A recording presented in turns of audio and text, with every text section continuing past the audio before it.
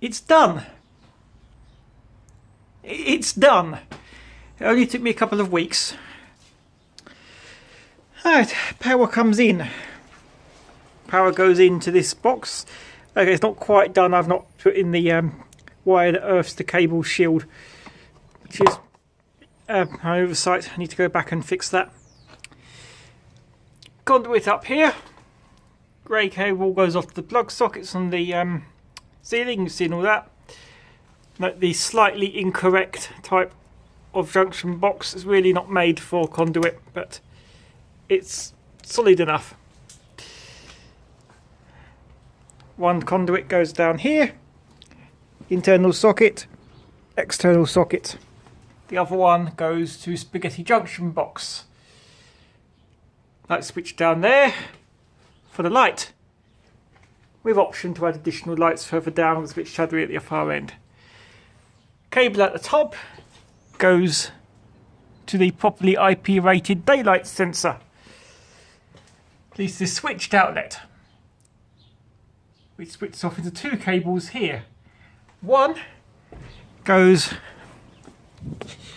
around to the front of the garage,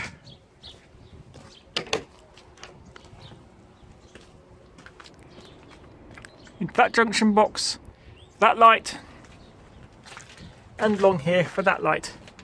The reason being that there is a shadow where you can see the blue car that only one light can reach, and another one around the side of that garage where the other light can reach, so it takes two of them to fully illuminate the driveway. At least that's the plan. Right, wall light, infrared sensor on there does nothing. That one there is the infrared sensor that works. It's got a start on time of about 5 seconds, which is all we need because there's one wired in parallel here. When either of those is on, which will be whenever someone's traversing the garden, providing that the daylight sensor is also on, power comes through here into this relay box. The relay is hooked up to the motion sensors through this wire here. So when someone's in the garden, power comes through to this junction box. One cable goes to the wall light there, one cable goes down to the other wall light, and one goes up and over and along and out and eventually to the third wall light. Well, that has been a very time-consuming project, but finally I'm satisfied the garage is going to neither catch fire nor kill someone. And I think that is quite an improvement on the way it was before.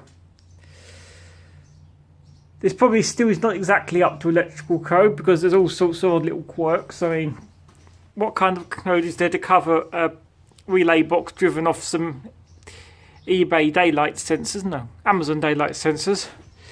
I mean, that's the wrong type of seal on that cable because the gland was made for round, not flat, so I had to do a bit of a hack job there. Little things like that, like the daylight sensor is hooked up using 3 core and earth rather than 2 separate 2 and earths, as I think is the standard way. But these are small details, little almost legal elements that once we get a proper electrician in can be fixed up. The horrible offences, the unearthed sockets, the light switch half dangling off the wall, the live wires poked in holes not properly secured, all that awful stuff has now been fixed.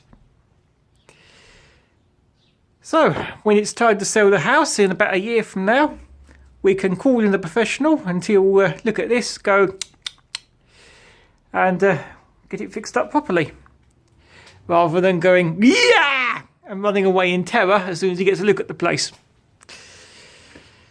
Unfortunately, I've now got to tackle the consumer unit for the house, and that is a professional job.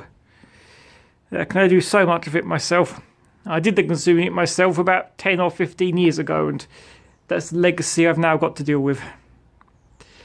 Still, a whole lot better than it was.